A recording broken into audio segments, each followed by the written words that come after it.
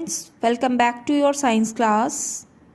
In the previous sections of the videos, we were discussing our chapter number 17, Stars and the Solar System.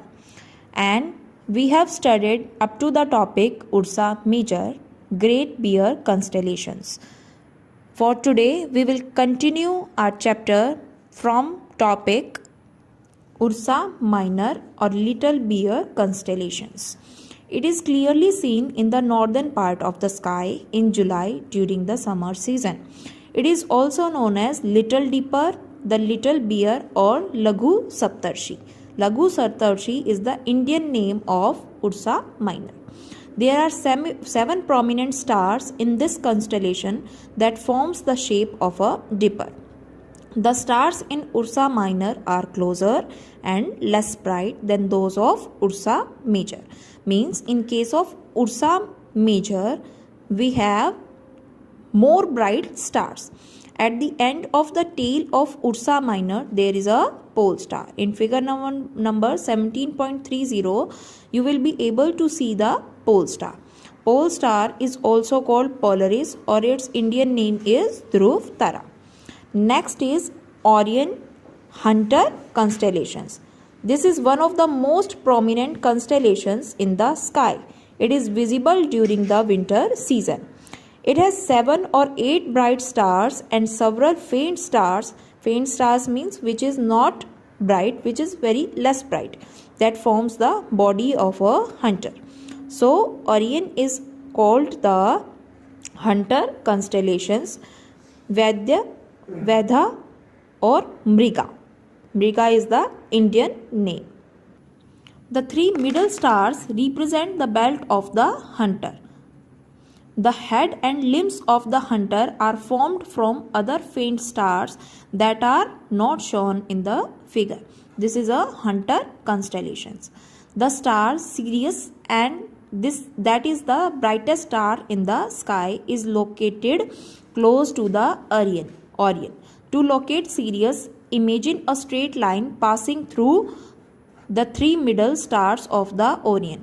In this figure, you will be able to see how we have located the Sirius.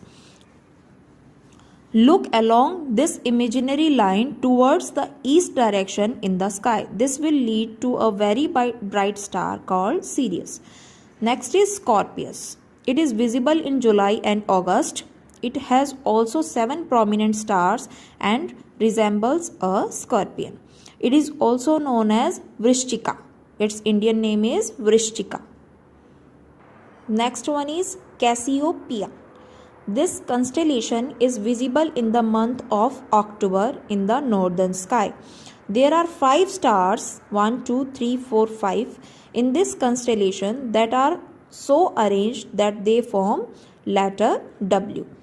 In figure number 17.35, you will be able to see a W letter which is composed of 5 stars.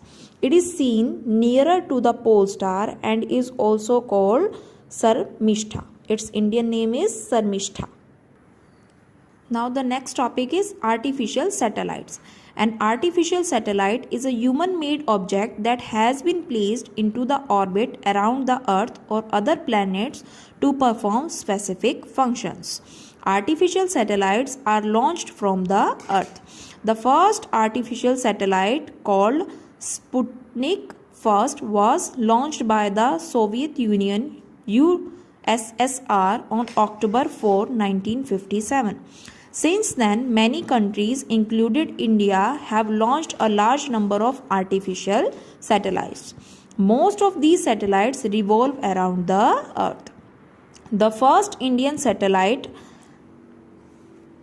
named Aryabhatiya, was launched on 19th April 1975. Some other Indian satellites are INSAT, Indian National Satellite Series, IRS, Indian Remote Sensing Satellite Series, Kalpana 1, EduSat, etc. In figure number 17.36, A part, you will be able to see the satellite Aryabhatiya, and figure number 17.3 B part, 36 B part shows the EduSat. Now we have uses of artificial satellites. Artificial satellites are used for forecasting weather means to know the weather conditions. Transmitting radio and television signals. Telecommunications, cellular phones and long distance telephones, fax, etc. are a few of the services provided by satellite communication. Next one is remote sensing, for located mineral resources, underground water and for land mapping. Next is for collecting information about other planets and about the outer space. Navigation, for providing geographical location of objects on the surface of the earth. The systems such as GPS, GPS full form is Global Positioning System, GNSS, Global Navigation Satellite System are used. GPS is used for finding shops, hospitals, land, sea and air navigation for emergency calls, etc. Our next topic is astronomy in ancient India. In ancient India, our ancestors observed sky in a careful and logical way. Their knowledge of astronomy was highly advanced. Passage of the sun, planets, stars and moon in the sky helped them to invent calendars and almanacs. People often used these calendars and almanacs in their day-to-day conducts.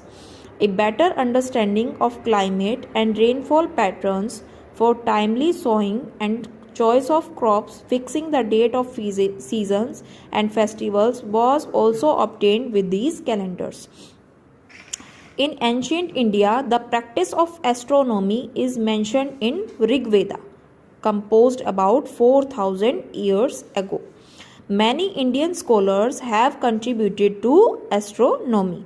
Aryabhatiya is one of the famous astronomers. His work on astronomy has been mentioned in his writing Aryabhatiya. The diameter of Earth, as mentioned by him, is close to its presently known value. He disregarded the popular view that the Earth is achala. Achala means immovable, and stated that the Earth is spherical in shape and rotate on its own axis. His estimate about the sidereal period of the Earth was 23 hours 56 minutes and 4.1 seconds. This value is very close to the presently known value.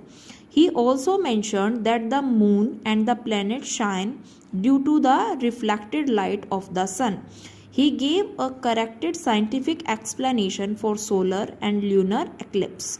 He also found the distance between the earth and the moon, which is very close to the known value today.